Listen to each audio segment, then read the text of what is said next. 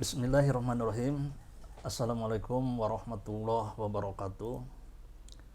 Salam sejahtera untuk kita semua. Alhamdulillah hari ini kita bisa kembali melakukan perkuliahan. Dan hari ini merupakan hari pertama kita di semester 4. Dan pada semester ini kita akan belajar bersama terkait materi ekonomi makro Islam. Baiklah, kita langsung saja bahwa dalam kajiannya ilmu ekonomi itu dibagi menjadi dua, yaitu ilmu ekonomi mikro dan ilmu ekonomi makro.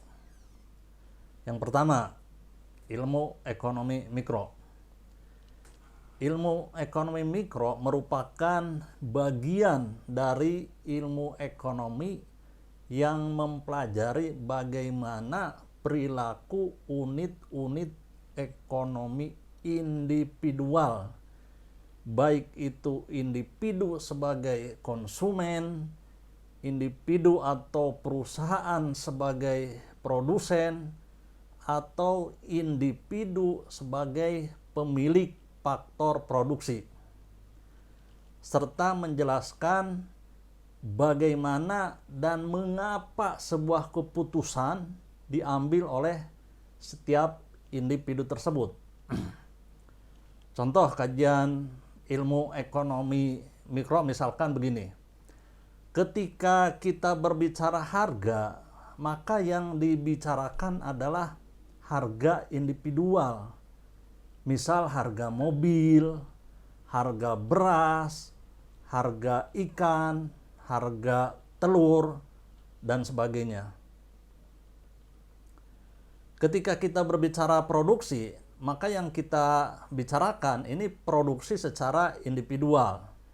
Misal produksi handphone, produksi mobil, produksi sepatu, produksi beras, produksi ikan, dan lain sebagainya.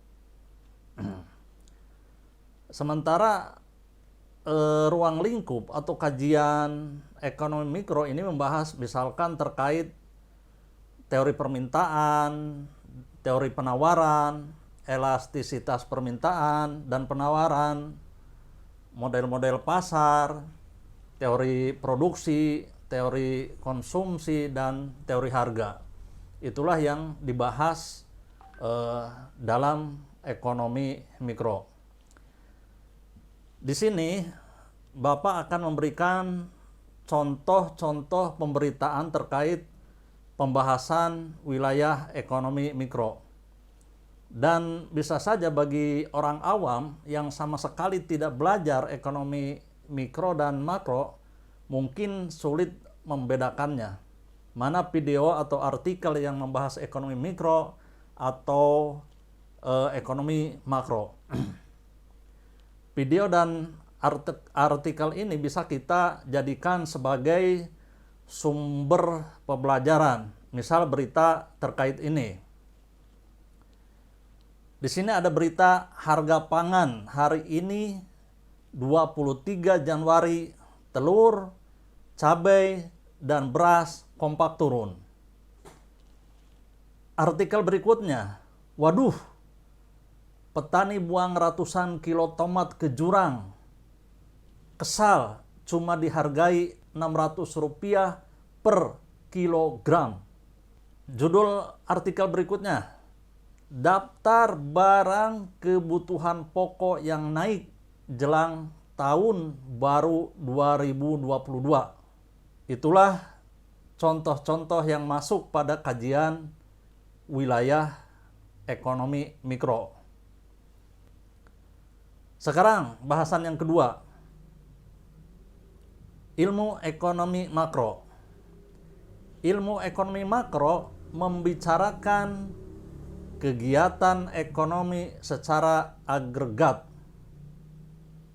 Artinya melihat perekonomian secara keseluruhan. Ketika kita membicarakan produksi, maka yang dibicarakan adalah seluruh produksi atau output yang dihasilkan negara tersebut. Dalam hal ini misalkan negara Indonesia. Tidak lagi berbicara harga bawang, harga cabai, harga sepatu, harga mobil, dan lain sebagainya.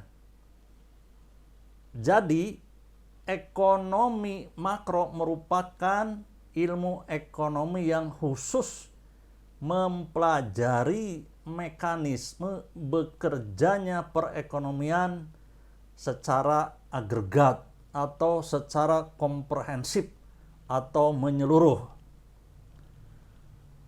Sedangkan ruang lingkup ekonomi makro ini membahas terkait pendapatan nasional, inflasi, deflasi, investasi, dan pertumbuhan ekonomi.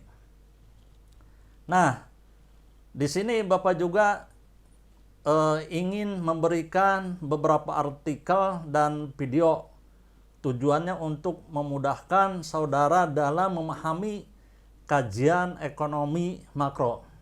Di sini Bapak akan memberikan contoh-contoh pemberitaan terkait pembahasan wilayah ekonomi makro yang bisa kita jadikan sebagai sumber pembelajaran.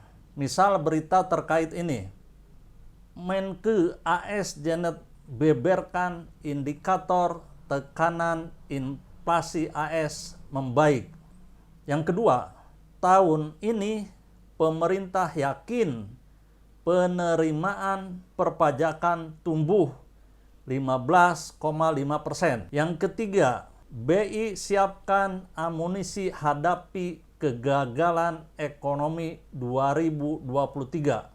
Berita atau artikel yang keempat, tingkat pengangguran Indonesia capai 5,86% pada Agustus 2022.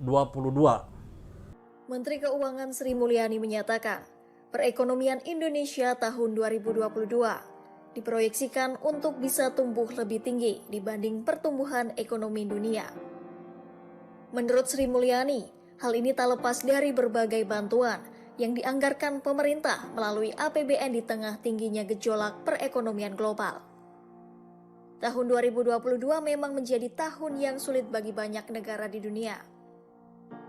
Melonjaknya berbagai harga komoditas akibat perang Rusia-Ukraina dan juga pandemi COVID-19 menjadi penyebabnya. Oleh karena itu, Sri Mulyani mengungkapkan lembaga keuangan internasional berulang kali melakukan koreksi ke bawah terhadap proyeksi pertumbuhan ekonomi dunia tahun lalu. Bahkan dalam laporan teranyarnya, Bank Dunia memprediksi pertumbuhan ekonomi dunia hanya akan tumbuh 1,7% secara tahunan.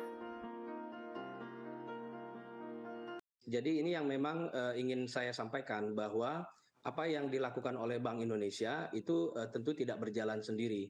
Bank Indonesia dengan pemerintah, dengan Kementerian Keuangan itu selalu berkoordinasi dalam konteks bagaimana kita melihat perekonomian ini saat ini dan beberapa bulan ke depan dan tahun depan.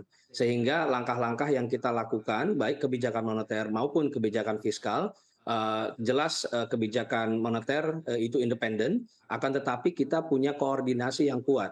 Kita bisa saling memberikan feed, kebijakan moneter membutuhkan apa, kebijakan fiskal membutuhkan apa, sehingga koordinasi yang kuat itu bisa menunjukkan stabilitas, menghasilkan stabilitas yang terjadi di pasar keuangan khususnya. Kita lihat bagaimana capaian yang sudah kita capai bersama untuk stabilitas makro. Kita lihat tadi inflasi terjaga terakhir di 4,7%. Ini tidak terlepas dari koordinasi yang kuat yang namanya tim pengendali inflasi pusat maupun tim pengendali inflasi daerah. Itulah berita-berita atau artikel dan video yang terkait dengan kajian ilmu ekonomi makro yang sangat jelas kan perbedaannya atau wilayah kajiannya.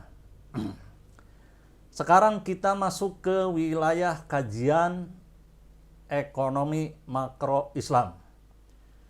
Di sini kita akan membahas dulu terkait definisi ekonomi Islam menurut beberapa ahli. Yang pertama, menurut Abdul Mun'in Al-Jamal adalah kumpulan dasar-dasar umum tentang ekonomi yang digali dari Al-Quranul Karim dan As-Sunnah. Sementara menurut Muhammad Abdul Manan bahwa ekonomi Islam adalah ilmu pengetahuan sosial yang mempelajari masalah-masalah ekonomi rakyat yang diilhami oleh nilai-nilai Islam. Pendapat berikutnya dikemukakan oleh Hasanujaman, di mana beliau mendefinisikan ilmu ekonomi Islam adalah pengetahuan dan aplikasi dari ajaran dan aturan syariah yang mencegah ketidakadilan dalam memperoleh sumber-sumber daya material, memenuhi kebutuhan manusia yang memungkinkan untuk melaksanakan kewajiban kepada Allah dan masyarakat. Itulah definisi ekonomi Islam. Prinsip-prinsip dasar ekonomi syariah. Ekonomi syariah ini mengacu pada prinsip dasar, yakni yang pertama, tidak adanya kepemilikan yang mutlak atas sesuatu. Yang kedua, semua sumber daya yang ada merupakan titipan dari Allah Subhanahu wa Ta'ala. Yang ketiga, menggerakkan ekonomi secara berjamaah. Prinsip dasar yang keempat, bahwa ekonomi Islam menjamin kepemilikan dari masyarakat dan perencanaannya untuk kemaslahatan banyak orang. Berikutnya, apabila seseorang telah memiliki kekayaan tertentu yang sudah mencapai nisab, maka wajib atasnya mengeluarkan zakat. Prinsip yang terakhir, pelarangan riba dalam bentuk apapun. Contoh kebijakan ekonomi makro Islam misalkan zakat. Di sini Bapak juga berikan artikel terkait dengan zakat. Maksudnya yaitu supaya saudara bisa membedakan bahwa zakat dalam ekonomi Islam merupakan wilayah ekonomi makro. Penyerahan zakat Presiden kepada Basnas diikuti oleh Wakil Presiden Maruf Amin dan juga sejumlah pejabat. Presiden Joko Widodo juga mengimbau kepala daerah, pimpinan BUMN hingga perusahaan swasta untuk menunaikan zakat melalui Basnas untuk memberi manfaat bagi masyarakat yang terdampak pandemi COVID-19. Kewajiban umat Islam untuk berbagi rezeki, berbagi kebahagiaan dengan saudara-saudara kita, utamanya para mustahik. Dan pada kesempatan yang baik ini saya juga menghimbau pada seluruh pejabat negara, seluruh pejabat di BUMN, seluruh perusahaan swasta, dan seluruh kepala daerah beserta jajarannya di seluruh Indonesia untuk menunaikan kewajiban zakatnya melalui Basnas.